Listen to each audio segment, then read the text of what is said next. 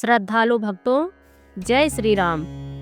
शंभू वध की अनसुनी और विवादित कहानी। रामायण एक ऐसा महाकाव्य जिसमें मर्यादा, त्याग और धर्म की परिभाषा छिपी है। लेकिन इसी रामायण के उत्तरकांड में एक ऐसी घटना आती है जिसने हजारों सालों से न्याय और सामाजिक व्यवस्था पर सवाल खड़े किए हैं। यह कहानी है शंभू वध की। आखिर क्यों एक न्यायप्रिय राजा को एक तपस्वी का वध करना पड़ा? क्या यह धर्म था या उस युग की एक कड़वी सच्चाई? चलिए जानते हैं पूरी कहानी। अयोध्या में राम राज्य था, सब खुश थे। लेकिन एक दिन अचानक एक वृद्ध ब्राह्मण अपने मृत पुत्र के शरीर को लेकर राजद्वार पर आता है और फूट फूट कर रोने लगता है। वह चिल्ला कर कहता है, हे राम, तुम्हारे राज्य में ऐसा अधर्म हुआ है कि एक पिता को अपनी जवान बेटे का शव देखना पड़ रहा है। त्रेता युग में ऐसा तभी संभव है जब कोई अपनी मर्यादा का उल्लंघन कर रहा हो। राम विचलित हो जाते हैं।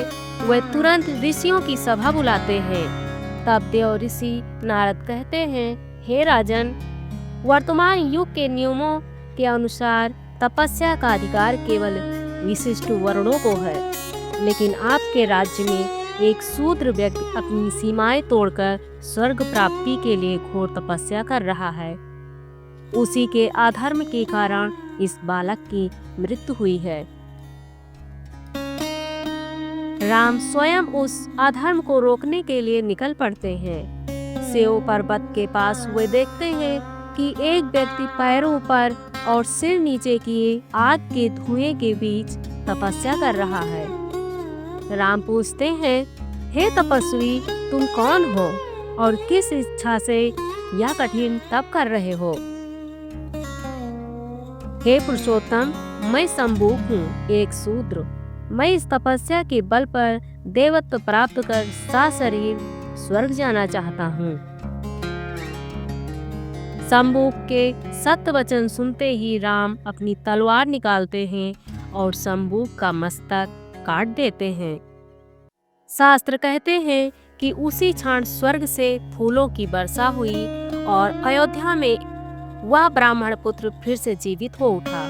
देवताओं ने राम की प्रशंसा की कि उन्होंने धर्म की मर्यादा को टूटने से बचा लिया।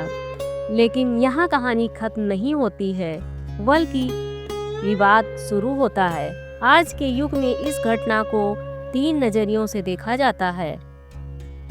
संक्षिप्त अंश।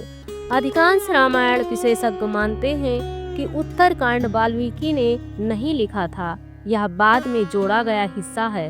क्योंकि जिस राम ने सबरी के झूठे वेर खाए, जिन्होंने निषाद राज को गले लगाया, वह केवल जाति के आधार पर किसी की हत्या नहीं कर सकते।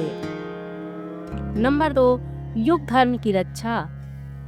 पारंपरिक विचारधारा कहती है कि उस समय स्वर्ग जाने के लिए कुछ विशेष मानसिक और आध्यात्मिक योग्यताएं अनिवार्य थी और शंभू का प्रयास प्राकृतिक संतुलन बिगाड़ने वाला था। नंबर 3, सामाजिक न्याय।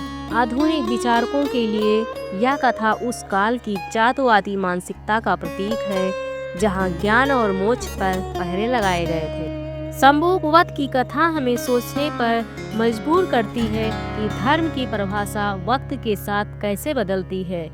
क्या यह राम का राजधर्म था या समाज की एक पुरानी कुरीति?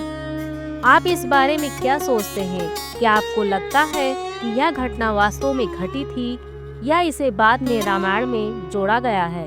कमेंट्स में अपनी राय जरूर दें। वीडियो पसंद आया हो तो लाइक और सब्सक्राइब करें। मिलते हैं अगले वीडियो में। धन्यवाद।